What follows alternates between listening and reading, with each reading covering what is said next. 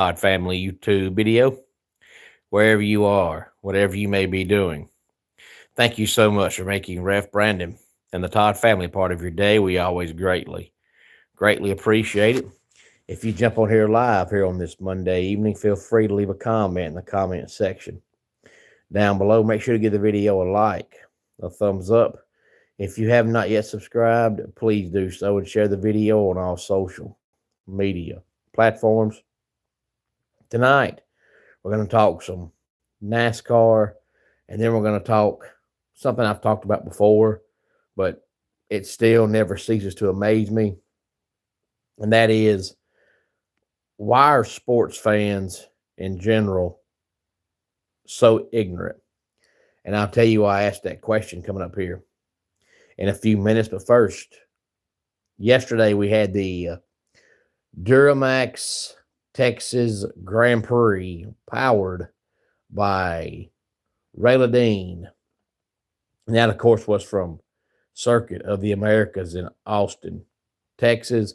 Tyler Reddick comes away with the win. He's now won the first three races of the season. First time in history of NASCAR, 78 years that the season has started with somebody winning the first three races of the season.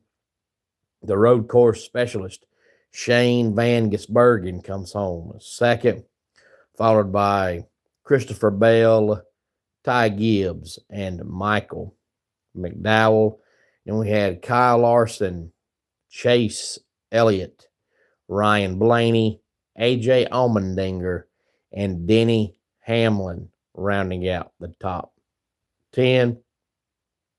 This Sunday, it's the Straight Talk Wireless 500, 3:30 Eastern Time, Sunday afternoon from Phoenix International Raceway.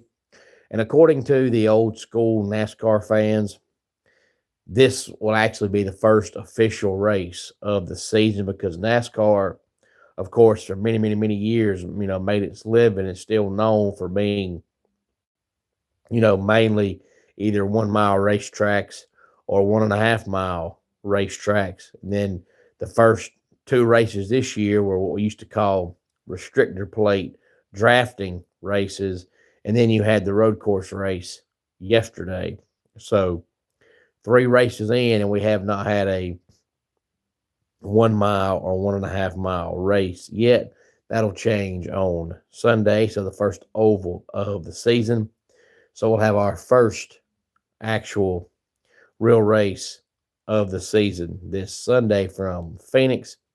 But the reason why I asked the question about why are sports fans, so stupid, and I've said here on the channel numerous times that's why I normally don't talk sports one-on-one with people, because sports fans, they might know a whole lot about life in general and be really intelligent, but when it comes to sports and thinking logical, most sports fans just don't think logical. And they never have, and they never will, because something don't go their way. There's something they don't like. So instead of just sucking it up and saying, oh, well, it's something that's just outlandish and outrageous and ignorant and stupid. And there's another one going on now in the NASCAR world, and it's about Tyler Reddick mainly.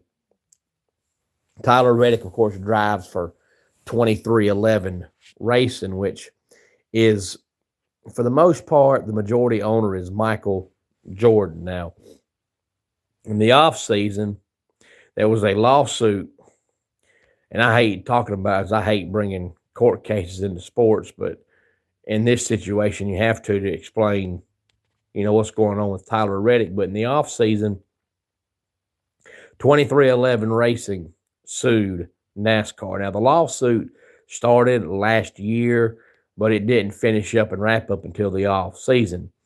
And 2311 pretty much sued NASCAR, saying that, NASCAR is not being fair. They're giving too much money to the Hendricks and the Penske's and the Gibbs, and forgetting about the underdog and the smaller teams. And it's making it hard for teams to, start a team and get started and find a driver because they're not being funded like, the big time teams. Well, 2311 won the lawsuit.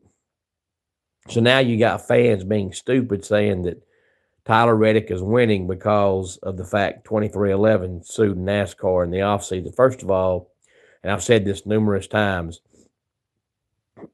no sport is rigged. If you believe that, you're an idiot. Stop watching sports.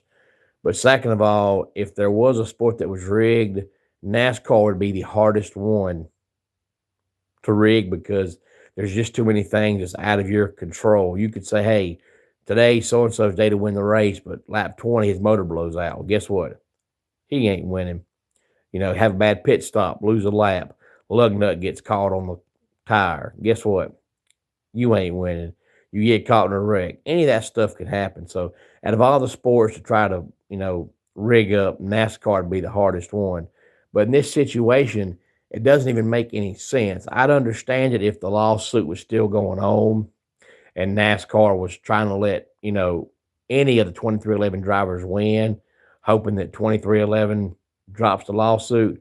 I still wouldn't agree with it, but I would understand it. Or if the lawsuit was over and NASCAR won the lawsuit, they said, well, let's let Tyler Reddick win, hoping that 2311 don't sue us again.